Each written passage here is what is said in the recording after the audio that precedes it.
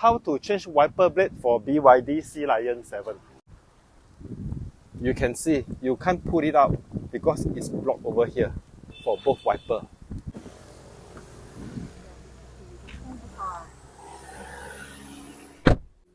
We go to the setting first. Service. Overhaul. Front wiper check.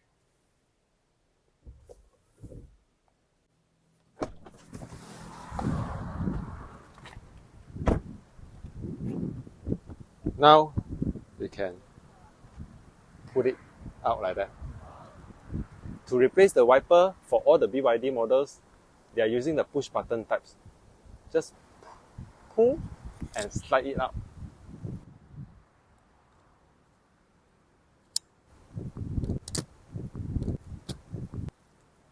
And then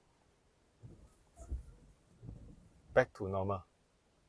This is how we change the wiper blade for the Sealion 7. Actually, for Atto 3, M6, Seal, Dolphin, they are all the same. For other models, I'm not sure. For how to set the memory seat for the Sealion 7, maybe you can check my video here. Thank you.